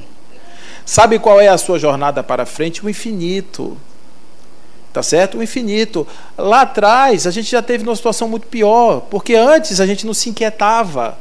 A gente fazia as coisas e não estava nem aí. Só que agora a gente já se inquieta porque o Espírito está dizendo, eu quero isso, me dá isso aqui, eu quero ir para esse lugar. E isso é o que faz você se movimentar, é o querer estar nesse lugar. Infelizmente, gente, a notícia ruim que eu tenho que dar para vocês hoje é que todo mundo vai morrer um dia, não tem jeito. Não tem jeito, prepare-se para isso, ponto. Agora, relaxe. Porque nós não estamos no acaso. Nós não estamos no, sabe, na coisa... A gente já desencarnou, tu já morreu pelo menos umas 200 vezes, não lembra. Tá certo? Então, relaxa. Relaxa mesmo. E agora, vamos aproveitar o hoje, porque o hoje é tão bom que a gente chama de presente. A gente recebe presente, que é o único lugar que eu posso fazer alguma coisa. A sua fala também me lembrou do ensinamento, estou refletindo sobre isso, né? O ensinamento do Evangelho, que é servir ao próximo como se estivesse servindo a Deus. Isso. Porque aí fez todo sentido, né? Assim, porque a gente já sabe amar a Deus, ou estamos aprendendo, mas achamos que sabemos amar a Deus. É confiar em Deus, Ele está organizando tudo. E amar ao próximo? E aí, amar o próximo é servir o próximo, como se estivesse servindo a Deus. E aí a gente vai se lembrar desse amor, e amar e servir com mais desapego, com mais entrega, com mais leveza, porque é a Deus que estamos fazendo. Isso mesmo. E aí Melina traz uma coisa, eu vou fazer só um ajuste no comentário perfeito que ela traz, que é o seguinte, não é como se... Porque estamos sim fazendo isso, não para ele, mas por causa dele, motivado pela força que ele nos dá, a gente faz isso. E quando eu digo ele nos dá, não é ele chega junto da gente, fala, Melina, vai lá, ajuda o cara, não é assim. É a natureza, que é a lei, a natureza que nos leva para esse lugar. Tudo bem, Melina? Muito bom. Então, por que nós não percebemos isso tudo que eu acabei de dizer? Parece que eu estava adivinhando. Porque a verdade não foi sempre posta ao alcance de toda a gente. Importa que cada coisa venha no seu tempo. A verdade é como a luz, o homem precisa habituar-se a ela pouco a pouco, do contrário, fica deslumbrado. Está na questão 628. Então a gente tem que ir absorvendo as coisas na medida em que a gente vai crescendo, vai evoluindo, vai desenvolvendo, vai aprimorando. Fica tranquilo que a gente vai chegar lá. Uma coisa eu digo a vocês, a notícia boa é: todos nós seremos um dia perfeitos. Perfeitos atualizado no máximo possível das nossas capacidades espirituais. E aí, se você for para a questão 79, Paulo, onde é que vai parar isso? Questão 79 do Livro dos Espíritos. O Espírito, com E maiúsculo, é o princípio inteligente do universo individualizado. Então, nós somos, essa inteligência do universo está em nós. Certo? Não é pouca coisa o Espírito, não. O Espírito é muito. A gente aqui não despertou para isso ainda.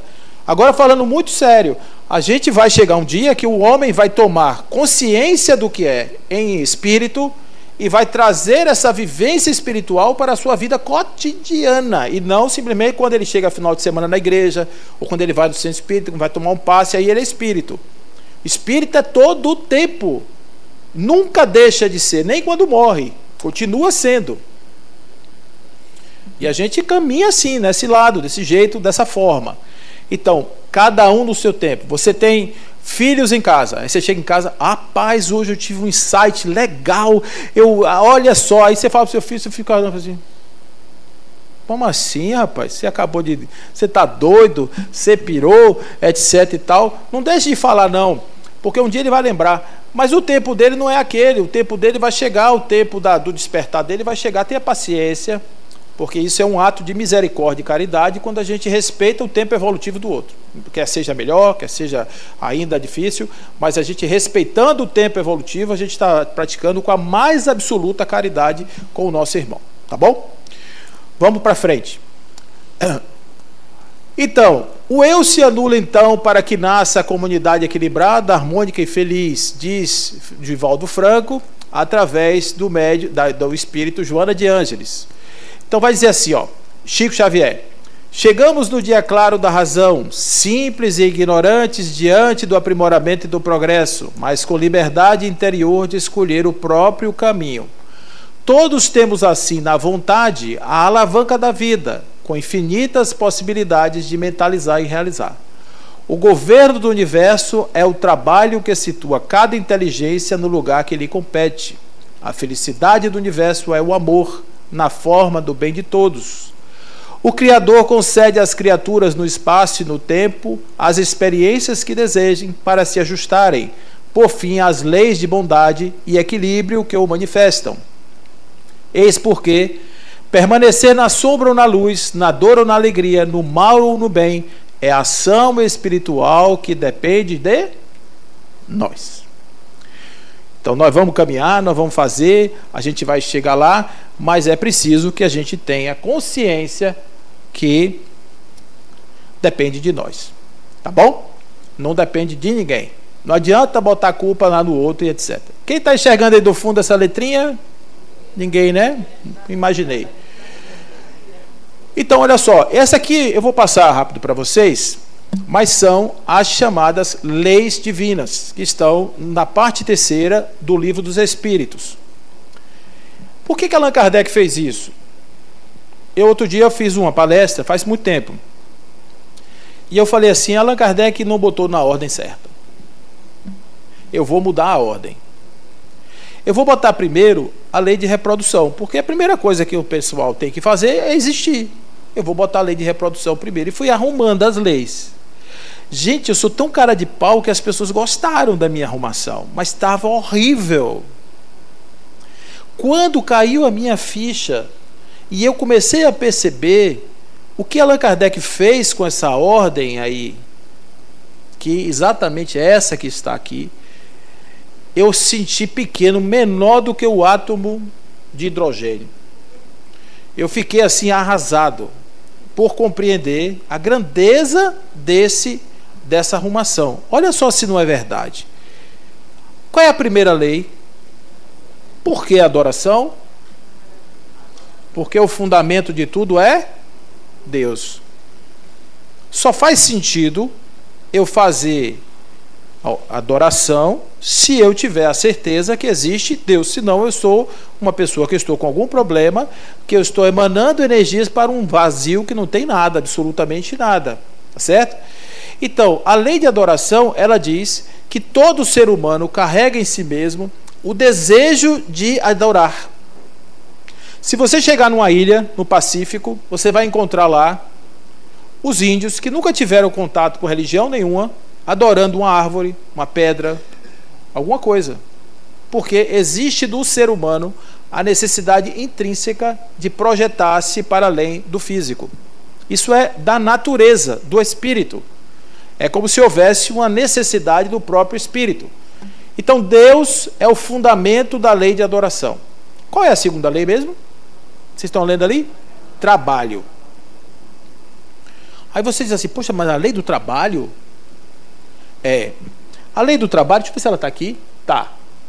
A lei do trabalho, ela é uma lei, olha só como ele começa, é a lei da natureza e por isso constitui uma necessidade. Como é que a natureza trabalha?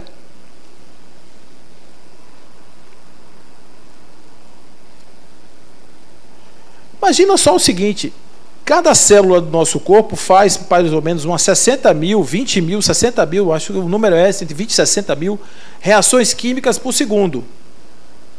Isso não é trabalho, não? É trabalho. Aqueles átomos se movimentando tudo ali no meio do aparente caos, aquilo é trabalho? Sabe por quê? Porque trabalho é movimento. Tudo que vibra, tudo que se movimenta é trabalho. Existem diferentes graus de trabalho. Existe o trabalho que é o trabalho de fundamento, e existem os trabalhos que são os trabalhos nossos, que a gente consegue perceber na nossa realidade material, porque você sai de manhã e vai exercer um labor que tem uma finalidade, que tem um propósito. De qualquer forma, você está desenvolvendo a sociedade, você está desenvolvendo a economia, você está desenvolvendo a sua família, você está fazendo alguma coisa. Isso é trabalho também. Mas o trabalho não se restringe às nossas relações laborais. Ele vai muito mais profundamente, porque está aí como uma lei, logo depois da existência da divindade, está a existência de que a natureza inteira trabalha. O meu pai trabalha até hoje e eu também. Tá certo? Então, por isso, o trabalho não pode ser ignorado. Olha, tem uma coisa que eu falo sobre o egoísmo, que eu queria só deixar aqui para vocês pensarem, tá? Pense uma engrenagem assim, um motor cheio de engrenagem, cheio de dente. Uma engrenagem movimentando a outra. O que acontece? Uma engrenagem precedente move a outra, que move a outra, que move a outra, que move a roda. Se uma engrenagem no meio para, o que acontece com o mecanismo todo? Compromete o funcionamento do mecanismo. Isso aí é o egoísta. Olha como o egoísmo é uma chaga da humanidade. Porque o egoísta é aquele que recebe e não distribui. Ele recebe o estímulo para fazer e para nele. E é por isso que as sociedades pautadas do egoísmo são disfuncionais. Olha o que acontece na nossa sociedade. A nossa sociedade é uma sociedade extremamente egoísta. Porque se não houvesse o egoísmo, não haveria corrupção. Onde há corrupção é o egoísmo. Porque aquele sujeito, ele acha que o dinheiro do mundo é dele. E ele acha que o dinheiro dele tem que ficar parado para ele ficar olhando para o dinheiro. Não sabe ele, Denise, que tem um monte de espírito garrado em cofre vazio. Porque depois que a pessoa morre, a desilusão do espírito é não possuir o que achava que era o sentido da sua vida. O problema do egoísta, ele não se completa por si mesmo e ele precisa de coisas para se completar. É uma chaga e um problema muito sério para o desenvolvimento espiritual. Então, o trabalho, ninguém pode se furtar ao trabalho. Numa sociedade, todo mundo tem que trabalhar. Porque nós estamos inseridos em um meio onde a minha existência, ela tem que fazer sentido do ponto de vista social para uma comunidade. Porque se eu não trabalhar e ficar só recebendo, eu sou um parasita, que também leva a uma disfuncionalidade social. Então, a ideia de você ter uma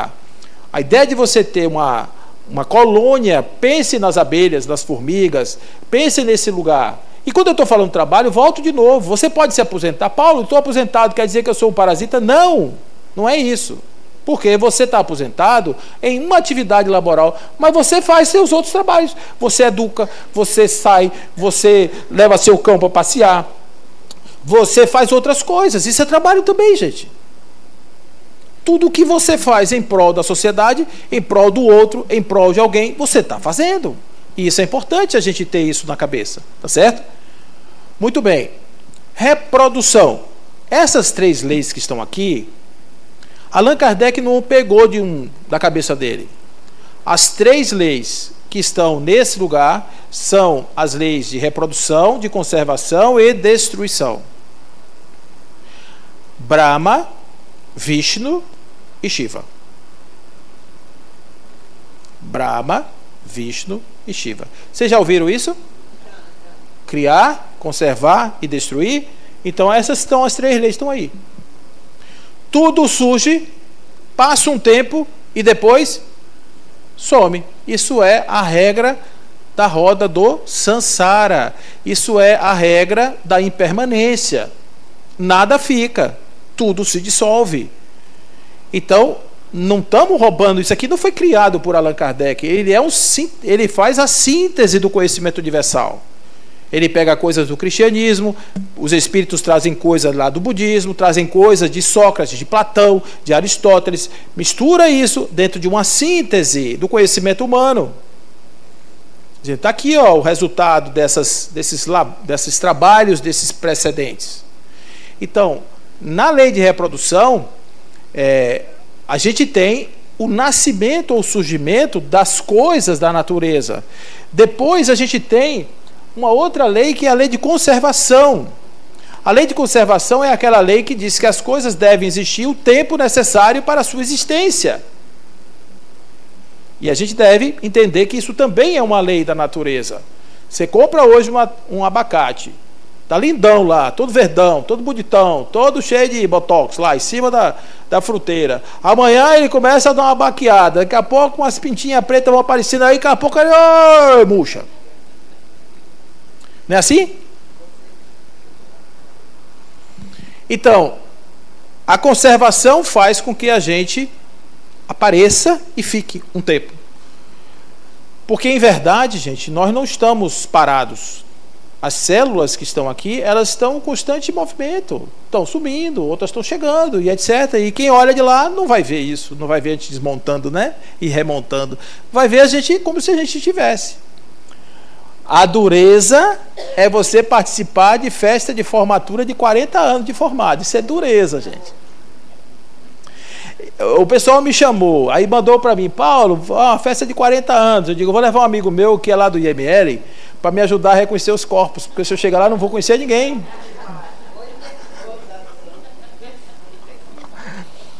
A gente muda, né, gente? Só a gente acha que os outros é que mudam. Nossa, como o fulano tá velho. E a gente ouve o fulano de lado. Nossa, como o Paulo envelheceu. O pessoal bota uma barba branca assim, aí se acaba logo de saída, né? Bem com 60 quase, né? Tá tudo certo. Então, destruição.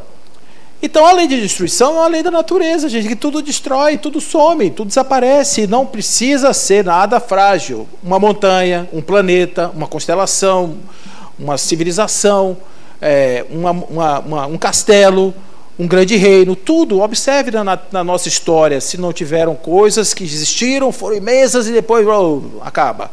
Isso faz parte da natureza, tudo é assim. Esse ciclo constante está aí apresentando. Eu posso parar isso aqui? Eu posso parar a lei da destruição? Não. E agora, olha que coisa interessante. O que vem depois da destruição? Pronto, recomeça. Mas vamos pensar em termos de lei.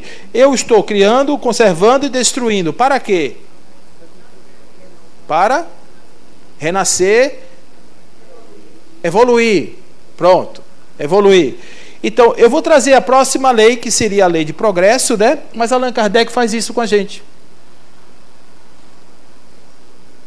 Por que a lei de sociedade antes da lei de progresso? Porque a gente não progride sozinho, gente. Nós estamos aqui e a forma mais eficiente de a gente evoluir é estarmos juntos. Por quê? Quem se arrisca? Hã? Somos instrumento dos outros. Mas tem um fator. Que quando eu estou diante do outro, quando Pedro fala de Paulo, eu sei mais de Pedro do que de Paulo. Quando você está vivendo comigo, as minhas diferenças com você vão revelar em mim aspectos de desconforto que vão fazer com que eu pense sobre mim mesmo e dessa forma modifique os meus hábitos. Se eu vivesse numa praia sozinho, numa ilha, sozinho, e um espelho, eu e um espelho, aí eu chegava de mas tu é inteligente. Eu ia para a beira da praia, falava um monte de bobagem e voltava para frente do espelho, espelho meu. Existe alguém mais inteligente que eu? Espelho, não. Quem cala consente, né? O espelho não fala. Mas bote um estrupício nessa praia. Eu chego todo cheio de razão e tal, e o outro diz assim, nunca vi tanta abobrinha na minha vida. Aí o que você faz? Você toma aquele choque. E começa a pensar, poxa, o que é que eu falei? Será que eu falei isso realmente? Olha, eu falei uma coisa, deixa eu dar uma pesquisada aqui para ver se é isso. Não, não é, meu Deus, eu falei isso, pelo amor de Jesus. Não falo mais. O nome disso é evolução, gente, aprendizado. Então observe que nós precisamos do outro para inspirar em nós as reflexões a respeito de nós mesmos. E é por isso que a gente está junto. Um outro motivo para a gente estar junto. Nós somos seres palingenésicos, seres de reencarnação. E o que acontece com a gente quando a gente morre? Você não, a gente. Você não sai daqui traumatizada. O que acontece quando a gente morre? A gente vai para o plano espiritual e se encontra com as pessoas que estão convivendo conosco hoje aqui? Será que encontra? Como é a resposta? Não, como é a resposta? Pode ser. Olha lá, gente. Vocês não errarem mais. Pode ser. E pode não ser. Por que pode não ser? Porque lá eu só me encontro com quem está na mesma faixa vibratória que eu. E aqui na Terra é assim? Não, aqui é todo mundo junto, misturado. Então esse corpo é um redutor das diferenças espirituais. Por isso aproveitem a convivência dos seus. Porque de novo pode ser que a gente se desencontre e só volte a se encontrar de novo daqui a 1000 anos. Então aproveita que Deus nos deu o corpo e nos oportunizou, a tão boa natureza que não só nos deu um corpo, como fez com que a gente nascesse na mesma casa, ficasse um bocado de tempo junto, para que a gente não esquecesse de que esse que está aqui, aquela que está ali, se está aqui, se está ali, é para que nós possamos crescer juntos e não para que a gente brigue e se afaste de, meu Deus, eu não pedi para nascer, não pediu não, implorou, suplicou para estar ali. Quem quiser, hoje, quando vocês chegarem em casa, vocês vão pegar o Evangelho segundo o Espiritismo e vão ver uma mensagem de Santo Agostinho chamada Ingratidão dos Filhos e os Laços de Família. Pode pegar lá e ler para você ver. Vocês vão ficar assustados com o que tem lá. Agostinho diz que o sujeito está no plano espiritual e vê uma janelinha aberta assim e vê lá um lugar, um piscinão, o povo tudo se divertindo e ele aqui, um calor danado, a porta fecha. Aí ele pergunta assim para a pessoa, como é que eu faço para passar aquela porta? Ele diz, irmão, tá vendo aquele cara lá embaixo, aquela pessoa lá embaixo? Tu tem que ir lá, acertar com ele, porque ele é que tá, a chave está no bolso dele. Aí, me dá aí uma chance de descer. Aí na mesma hora, ixi, aquela pessoa, meu Deus, vou não, dá não. Foi ele que não sei o que, da outra vida, foi ele que não sei o que fez isso, fez aquilo. Aí olha para a porta, mas a porta... Aí fica entre a porta e a pessoa, aí quando chega que ele se convence que não tem outro jeito, ele diz assim, pelo amor de Deus, me dê a chance de descer. Isso é nascer, é reencarnar. A gente não reencarna por acidente, a gente reencarna porque precisa. E reencarna ali, naquele contexto social, porque a gente precisa, porque a gente tem a necessidade. Olha como Deus é bom, gente. O Espírito Lázaro diz que a reencarnação é a segunda palavra do alfabeto divino. Qual é a primeira? O amor. A segunda, reencarnação. Aproveitem o encontro. Aí vem depois a lei do progresso, porque tudo evolui, não é? Tudo cresce, tudo se desenvolve, não é? Tudo sai do simples para o complexo, sai do infracosmos para os sistemas, para o universo, tudo assim. Por que a gente seria diferente? A gente é a parte da natureza, a gente faz parte da natureza. Então nós estamos evoluindo espiritualmente.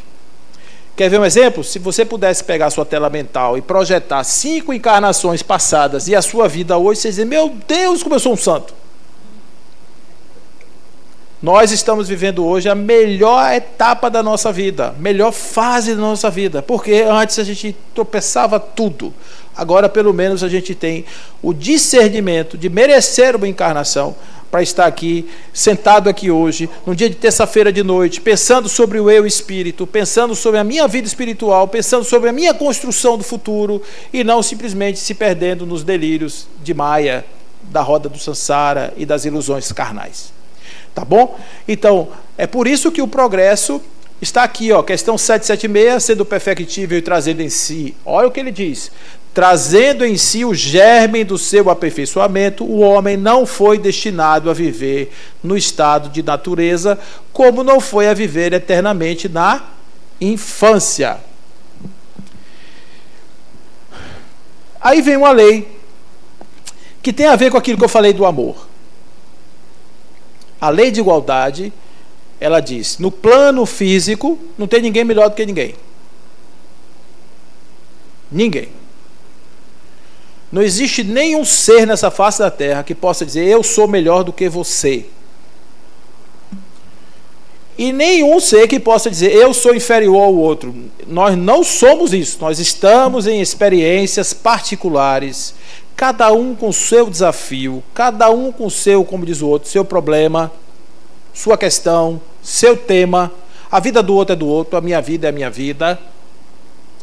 E agora há as distorções. Por exemplo, o Espiritismo prega que o corpo é uma veste.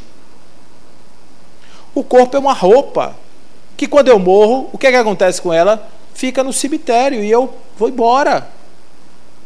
Quando meu pai morreu, eu arrumei ele todinho lá, eu fui lá no morgue, peguei minha mãe achou que meu pai ia para uma audiência, meu pai é advogado, e aí minha mãe achou que meu pai ia para uma audiência, pegou uma gravata de seda, botou uma roupa, um paletó lindão que ele tinha, azul, bonito, e botou ele assim, tal, todo arrumado,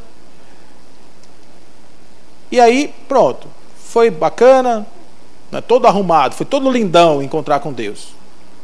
2 anos depois eu fui, 2 anos e meio, não sei se 2 anos e meio e tal, eu fui exumar o corpo dele, porque ele não queria ser cremado, porque ele teve uma queimadura e tinha trauma de fogo, e ele pedia simplesmente para não ser cremado, a gente respeitou. 3 anos depois, ou 2 anos e pouco, eu fui exumar o corpo dele para poder a gente fazer a cremação dos restos. Quando eu cheguei lá, o que é que estava no caixão? Dou um palito, se vocês adivinharem. O paletó, a gravata, tudo lá. Eu digo, ele foi nu se encontrar com o Senhor. Olha que homem ousado. Porque não leva nada, gente. Leva nada. Nem a roupa que a mulher veste, não leva nada. Leva só a consciência. Leva o que você fez de bom, leva o que você fez de bacana, leve a amorosidade que você desenvolveu em você. Isso que a gente leva. Então, a lei de igualdade, ela diz que nós não devemos nos separar por causa dos corpos. Se eu nasci assim, cabeçudo, baixinho, barrigudo, cabeludo, se eu nasci desse jeito,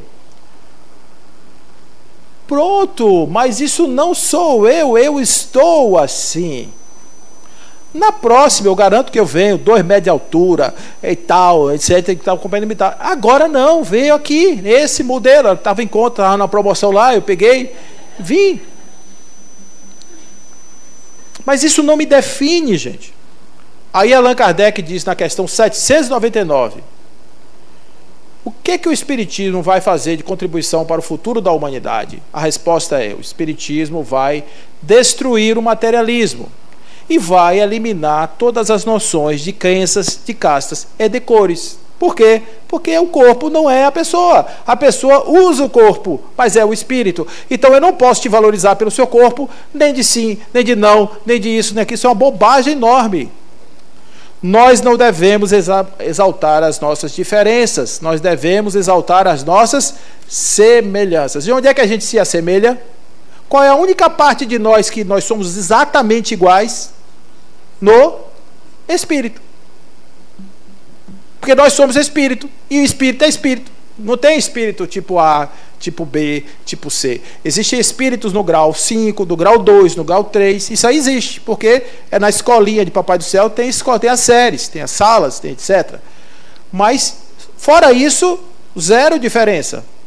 Então, uma sociedade organizada, Allan Kardec sonhava com ela, era uma sociedade onde não haveria diferença entre as pessoas. Porque eu vou olhar para uma pessoa, não vou ver o corpo dela. Eu vou olhar para uma pessoa e entender que ali é um espírito e não um corpo. Porque o corpo é só a veste. Eu vim porque eu precisava desse aqui. Né? Aí vem depois a lei de liberdade. Essa lei é muito legal. Porque quando eu compreendo que eu sou espírito, quando eu compreendo que existe toda essa liberdade, eu estou integrado na totalidade. Eu estou vivendo livre, completamente livre. E aí, claro que essa liberdade deve se expressar no nosso microcosmo. Porque aqui ele fala de escravidão, ele fala da liberdade das pessoas, ele fala de diversos tipos de opressão. Está aqui também na liberdade. Mas a liberdade, assim como o movimento é a essência do trabalho divino, a liberdade é o reconhecimento do espírito que ele é livre para voar. Ele é livre para conquistar os horizontes, ele é livre para desbravar o infinito todo. Olha que coisa linda é a liberdade. E a liberdade será algo que nós vamos alcançar, porque no futuro, quando tivermos nesse grau de desenvolvimento, nós seremos capazes de voarmos, literalmente, de fazermos a volição, a volitação, estarmos aí em todos os lugares ao mesmo tempo, o dom da ubiquidade, sermos co-criadores em plano maior, em plano menor. Que lindo, isso é maravilhoso, gente, é bom demais saber disso. Porque hoje está complicado, mas lá na frente está maravilhoso. E a gente vai aproveitar bastante essa viagem. E aí vem coroa a lei de justiça, de amor e caridade. Depois de passar por essa história toda, se não houver amor, se não houver justiça e caridade, tem boi na linha. Tem alguma coisa que não está certa. A gente tem que voltar para trás. Então aí mostra que realmente há um arrazoado. Vocês entendem agora o meu espanto quando eu fiz a rearrumação das leis de Kardec? Então, culmina a cereja do bolo, a lei de amor, de justiça e caridade. Qual é o primeiro de todos os direitos naturais do homem? O de viver, questão 880. Aqui na Terra, viver é patrimônio do espírito. Porque é a partir da vivência que você exerce tudo isso. Você desenvolve, você aprende, você progride, você se encontra, você reencontra, você passa pela sua lição de aprendizado, tudo. Quando você não tem essa chance? Quando alguém te tira essa chance? E quando alguém te tira essa chance te dando uma injeção no coração que nem animal mais você pode dar? Quando é que você faz isso aqui na Terra? O que vocês acham que acontece no plano espiritual? Para um ateu, nada. Para um descrente da realidade espiritual, nada. Mas a gente já viu um bocado desse quebrar a cara. A gente já viu um bocado desse chegar lá na frente e descobrir que existe. Eu nunca me esqueci de uma passagem do Dr. Raul Teixeira. Ele vinha andando com os amigos e tinha um monumento numa praça, uma senhora rodando ali em volta do movimento. Era uma senhora de rua, moradora de rua, e meio dementada. E ele fez assim: coitada dessa senhora, oh meu Deus, coitado dela. E Emílio, que é Camilo, que é o mentor dele, Camilo, chegou e falou assim: você sabe quem é essa? Ele disse: não, aquela que era a rainha, etc, estava vivendo uma outra experiência aqui na Terra, continuidade dela. Então, isso acontece, gente, quando a gente bate a cabeça na porta, que eu falei para você, você tem o direito de vir para cá quando você quiser, mas uma hora você vai ter que voltar. Uma hora você vai ter que voltar, do jeito possível para voltar, ou pela consciência, como se diz, né, na história, ou pelo amor, ou pela dor. Então, essa lei é uma lei extremamente importante, porque caridade é o princípio básico, é um indicador evolutivo, importantíssimo para a gente saber que a gente está evoluindo, porque nos dá o tom da nossa aproximação ao outro. Aí, só para fechar, as referências evangélicas, A parábola do bom samaritano, quando o bom samaritano ajuda o homem caído na estrada de Jericó. Como é o nome do homem caído? Quem sabe? O que ele era? O caído na estrada era de que nacionalidade? Que etnia? Não, é. Sabe por que a gente não sabe nada sobre ele? Porque o homem que ajudou ele não perguntou nada. Nada interessava. A única coisa que interessava é: eu não sei quem você é, não me interessa por quem você é, mas nesse momento eu sou o seu próximo, eu vou te ajudar. Então, por isso a gente não sabe, porque a grandeza dessa passagem é essa: é o cara ajudar alguém que ele não sabe, nunca viu, não sabe quem é. Podia ser um bandido caído, ele podia ter se machucado pulando o muro, quando caiu se machucou, mas o homem que ajudou não perguntou nada disso, ele só ajudou. Tudo bem? Não, né? Então, olha só o que está dizendo aqui. Eu trouxe esse rapaz aqui porque esse livro é muito lindo, eu gosto muito dele, e trouxe para vocês terem ideia de que o que nós estamos falando aqui não está preso nas cercanias do Espiritismo. Estamos falando de uma sabedoria universal. Yogananda diz assim: a lei de causa e efeito funciona com ou sem a nossa aprovação, do ponto de vista da consciência imediata, embora sejamos nós quem buscamos, construímos as nossas estradas evolutivas. Não é algo imposto, não é castigo, não é punição.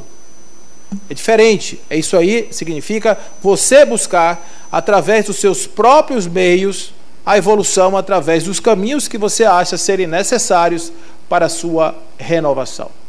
E aí, para finalizar, no Livro dos Espíritos, Agostinho vai dizer naquela questão que eu já citei, 919, ele diz assim: sei haver muitos que dizem ser positivo o presente e incerto o futuro. Esta exatamente a ideia que estamos encarregados de eliminar do vosso íntimo, visto desejarmos fazer que compreendais esse futuro, de modo a não restar nenhuma dúvida em vossa alma. Por isso foi que primeiro chamamos a vossa atenção por meio dos fenômenos capazes de ferir-vos os sentidos, e que agora vos damos instruções que cada um de vós se acha encarregado de espalhar. Com este objetivo é que editamos o Livro dos Espíritos.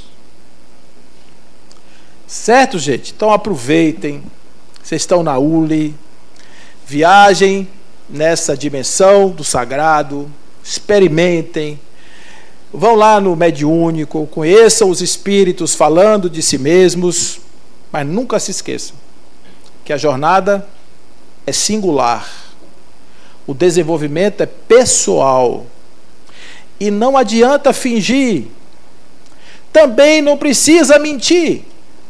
Ser você, assumir você e saber que você, do jeito que é a criatura mais linda que existe nesse mundo, porque você é a expressão da perfeita lei de Deus.